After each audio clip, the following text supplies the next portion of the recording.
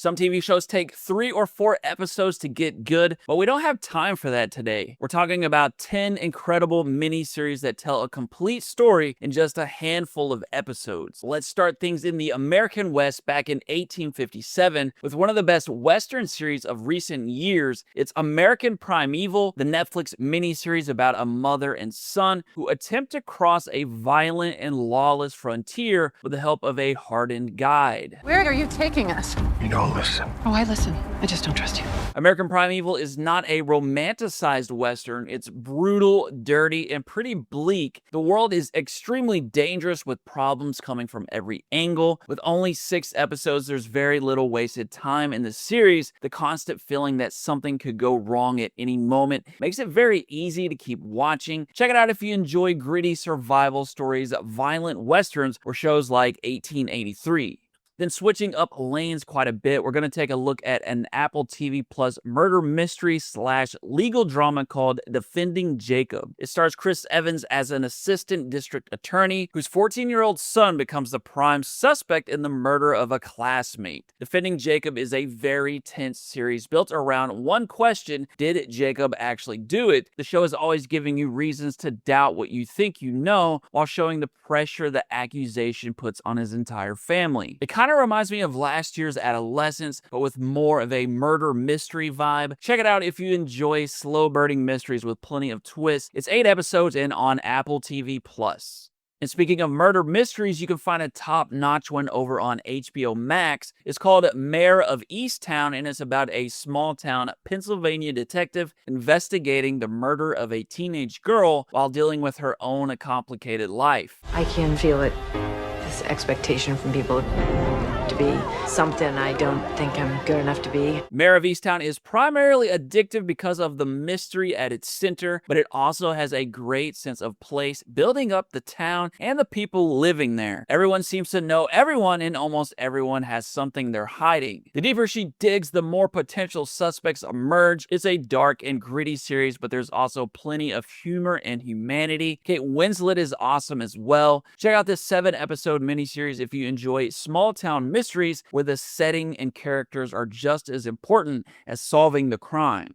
Our next series was a pretty big sensation on Netflix a couple of years back. It's called Baby Reindeer, and it's a psychological drama about a man whose innocent act of kindness towards a lonely woman quickly turns into a disturbing obsession that begins taking over his life. Baby Reindeer is difficult to stop watching because the situation keeps escalating, but you grow to realize this is much more than a straightforward stalker story. It digs into the man's own past and shows why he continues making decisions that seem to pull him deeper into chaos. It's uncomfortable, darkly funny, and a very unpredictable show. You should watch Baby Reindeer if you like dark psychological dramas that aren't afraid to make you uncomfortable. It's a 7-episode series. After that, I have a Hulu / Disney Plus drama about the rise of OxyContin and the devastating opioid crisis. It's called Dopesick, and it tells the story through doctors, patients, investigators, and the pharmaceutical company that aggressively pushed the drug across America.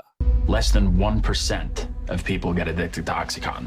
That's not possible. Dopesick shows different storylines that reveal how a supposedly safe new painkiller spread from doctors' offices into communities across the country. What makes it so addictive is watching all the pieces come together: the marketing, the sales tactics, the mounting evidence, and the people slowly realizing the danger of what they're dealing with. Michael Keaton leads an excellent cast, and some of the most unbelievable moments in this series are drawn from things that actually happened. Dopesick is an 8-episode miniseries that you should check out if you enjoy true story dramas that pull back the curtain on how a real-world disaster was allowed to happen. And if you're finding a few miniseries to add to your watch list, don't forget to subscribe to CineGold series. I put together new series recommendations every week, and there's plenty more coming. Next up, I have one more Western series, this one found on Paramount Plus. It's called 1883, and it follows the Dutton family as they leave Texas and join a wagon train on a dangerous journey heading west in search of a better life. 1883 is technically a Yellowstone prequel, but works perfectly well as a standalone story. It's less about cowboys and shootouts and more about just how difficult it was to survive the journey west. River crossings, disease, bandits, brutal brutal weather and simple mistakes can all become deadly. It's also a surprisingly emotional series with some beautiful scenery and a great performance from Sam Elliott. Definitely check out this 10-episode series if you enjoy sweeping westerns and survival stories where the journey matters just as much as the destination.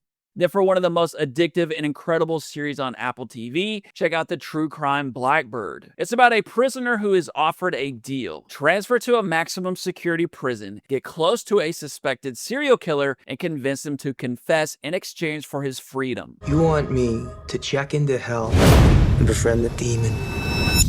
Not for all the money in the world.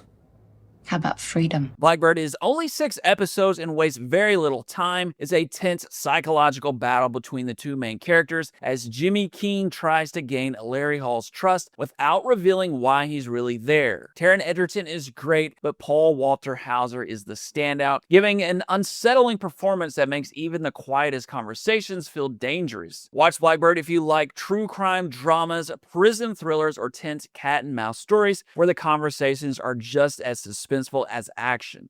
Next, we have another series based on a true story, but this one taking place around 1880. It's a Netflix show called Death by Lightning, and it's about James Garfield, the unlikely politician who became the 20th president of the US, and Charles Guiteau, the unstable admirer whose obsession with him would change both of their lives. Death by Lightning is a blazing fast 4-episode miniseries that has a lot of personality and great acting. Michael Shannon brings a quiet strength to Garfield, while Matthew Macfadyen is fascinating as Guiteau, a delusional opportunist who's convinced he's owed a place in the new administration. Knowing their stories eventually collide gives the entire series an uneasy feeling of inevitability. You should watch Death by Lightning if you like historical dramas built around strange true stories and larger-than-life characters. Then if you want a show that genuinely hooks you from the very first episode, check out HBO's 8-part crime drama, The Night Of. It's about a quiet young man whose night out turns into a nightmare when he wakes up to find the woman he spent the night with has been murdered and he's now the prime suspect. The Night Of is a gritty look at the criminal justice system following Nazir through his arrest, trial, and time behind bars. Riz Ahmed and John Turturro are both great, but the big question that hangs over this entire series is what really happened that night. You'll find yourself constantly clicking the next episode to find answers. Watch The Night Of if you like dark crime mysteries, courtroom dramas, and stories where you're never completely sure who or what to believe. And saving one of the best miniseries for last, we're going to finish up with HBO's incredible disaster series, Chernobyl. It's about the catastrophic 1986 nuclear disaster at the Chernobyl power plant and the scientists, workers, and government officials who were forced to confront the crisis. What makes this series so tense is that you already know what's coming, so there's this constant sense of dread. You see the mistakes, secrecy, and institutional failures that make an already terrible situation worse. The attention to detail in this series makes the whole thing feel very real. Check out Chernobyl if you like historical dramas that feel every bit as tense as a thriller. It's a 5-episode series.